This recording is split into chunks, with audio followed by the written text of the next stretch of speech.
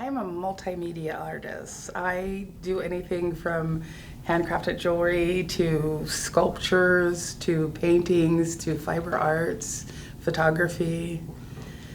Yeah, I get excited if it's something to make or do. Yeah. And how long have you been doing it?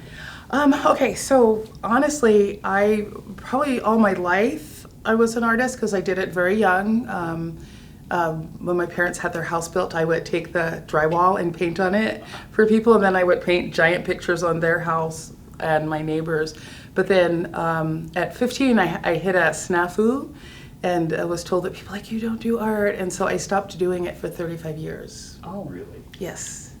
And I got back into it because my older daughter said to me one day, she's quoted that Nelson Mandela quote, "Who are you not to be great?"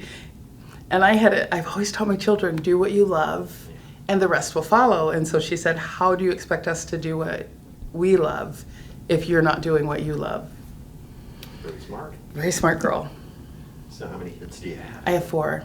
4 kids? Yes. Nice. Yep, yes. I've done my part to populate the world. And Martha, what about you? What kind of art do you do? I do digital art. And then mainly focus on anime style characters. Really? Yeah. Because anime is really graphic. You know, Oh, yeah. Yeah. But it's fun. And for people who don't know what anime is, kind of explain what anime is. It's Japanese animation. Yeah. Have you always been interested in Japanese animation? Yeah, I have. It really struck me though when I was like in first grade. I saw this like huge poster of Sailor Moon on there. I was like, oh, I want to draw like that one day, and here I am. That's it. And how old are you? 26. So it's followed you that long? Yeah. 20 years practically. So what's it like going to be at ArtSplash, because that's kind of a big deal. So a lot of people will see your stuff. Yeah, it's overwhelming though, but I'm more excited though than anything, since I finally get to like show myself like with not only just the community though, but all these people coming out just for the event. Because ArtSplash has become kind of like a tradition every Labor Day weekend. You know, people go out. I imagine that's going to be fun for you too. It is. Like Martha said, it is completely overwhelming, and but at the same time, so exciting to share art this way. And for me, it's my first time doing my painting on this scale because I had to choose between painting and I let my social media audience pick for me, and they picked painting. So I think when I started, I had 2 paintings done. So I'm literally completing all new work for ArtSplash. So It's like really exciting. It's like, we'll see.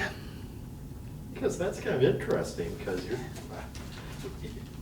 people will see all new work from Chello at ArtSplash. Yes, all new work. So we shall see what they say. So. Yeah, you must have a big social media following, because they get to choose. You know, they got to do some paintings. Yeah, they were great. I wouldn't say big. I'm not TikTok famous like they say. I am totally not. So, but the people that I do have following me on social media are amazing. Talk about a support system. Mm-hmm. It's funny how that has happened, how social media itself has become this like artistic support. And it's really cool. And I mean, that's the way you get your artwork out there, you know, mm-hmm. So you get noticed. Yes. Because people are out there and they want to see art, and social media makes it accessible to a lot of people. To everyone, yes. Yeah. And that's really nice. Yeah. For an old person, though, it's weird, but it's really nice. We have a bigger presence than I do on social media, so I think part of it is my old people charm. I pull the old lady card a lot, right? Because it's true. So You're not old. I am. I'm 60. Really? I know, it doesn't seem like it. Yeah, when she told me, I was like, what? Like 15, 20 years younger. Yeah, I'm 60. I think my mama. Jesse, would you like them to, do you have any Can you questions? tell me about your process? Question for both of you guys. Do you premeditate about what you're going to create, or do you let it flow? For me, sometimes though, because I'm really big on trying to sell my prints though, so I think about what's trending at the moment and what will actually sell, and then I try to incorporate that in my art. But then also, there's other times too that I'm really feeling a certain way, so then I go based off of that too. Yeah, I like that. And for me, it's mostly about the flow, most of the time, especially when it comes to painting. But I have, for ArtSplash, been thinking about that, marketing, like what do people want to have hanging in their home? You know, what would someone want to walk in their door and be happy to see? And so I have been painting with that in mind lately, like what would make the people that are supporting me happy, because that's ultimately why I make art. I want to make whoever buys my art, I want to make their space happy for them. They want them to be happy when they come in, and it's like, oh, yes. So I have kept that in mind, and it has changed a little bit how I approach the canvas sometimes. And the other thing I'm learning to do, which is I think from meetings with you and talking to you about how marketing strategies, if I get like a really, what I feel like is a really good idea for a painting, I'm making smaller like ones that are similar of the same kind of thing. So, yeah. Because once you think about it, you know, art is so personal. I mean, your art is going to be hanging in somebody's house. I mean, literally. So Yes. It's going to be part of their life. Yes, and I want it to be. I want it to be, when I make a piece of art, I really want it to move someone. There's someone out there I'm hoping it moves. Yeah. Can we see your art? Oh, yeah. Yep. I'll let her artwork amazing. It really does. So these are a few of my smaller prints I have. Wow. So this one though, I was like thinking, because a lot of people really like the bright colors though, and I was like really stuck on what kind of instruments that I wanted to put in there. So I ended up putting a lot of percussion instrument just because I'm a percussionist myself. So, and then over here I have my cool cats. Because a lot of people though, they're like, in the jazz scene though, they like to call the musicians cool cats. So I had them like kind of playing there. So Mike was a cool cat too, isn't he? Yeah, he was. Is And- he in the Cool Cats? Your brother in there? Not particularly Okay. though, but he did.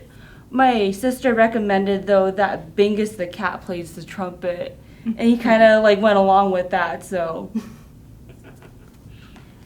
and then here though again with like the poppy colors though, I have someone like listening to music. Well, I guess I'm missing one of them though, but I have like a collection though. I call them my fruit girls. So I'm gonna be having this along. Oh, just kidding, right behind there. These two, along with a few others though within my series though, they're gonna debut in ArtSplash. They're literally fruit girls. Yeah. This pho girl. And this one though is actually quite special though. It was that I designed this though for the West 7th Street mural. Unfortunately, I didn't make it, so I decided that I might as well just like have my design out there for people. And what it represents though is the presence that the Vietnamese culture has on West 7th Street. I have like this girl though who's basically a bowl of pho. You're right. These three are part of my Koi Mermaid series I have going on. Let me hold it for you. Yeah, thank you. So I have these three also. Nice. And then I have a couple more. This one though, I have the rainbow eyes. It's just kind of like about that curiosity and wonderment though when you see things in a different perspective, that everything around you may seem bleak though until you look at it in a certain way. That's very anime. And then this one I have, because it was mainly though out of the rise though for what happened to George Floyd though, and then the empowerment that the Black community has for us, like in America, that they're in charge of the world though, just like everybody else is. So, That's so important. I'm glad you did that. yeah. Me too. And that's everything there. Nice. How do you do your art? It's digital, they're prints? Yeah, so what I do though is that I have an iPad though, and I just do all of like my sketching though and my outline and coloring all there on the program Procreate. And then before I had my iPad, I actually used to do some sketches though, took a picture on my phone and send it on my computer and do everything in Photoshop. So I'm glad I have my iPad though, makes the workflow a lot smoother. Yeah. Bad. Yeah. Interesting. I think that's fascinating. It is. Fascinating. Now, you made me wish, I've got all different size paintings, but I just brought small ones. That's fine. That's fine. One of the paintings I'm going to have at ArtSplash is, I just got into the mural. My one piece got accepted. So I'll actually have the original painting at my table if somebody wants to come get it. But most of what I'm going to have is a lot of abstract, because that's what they asked me to do. They said they were really interested in me bringing my abstract stuff out, and so that's what I brought to share with you today, is some of my more abstract pieces.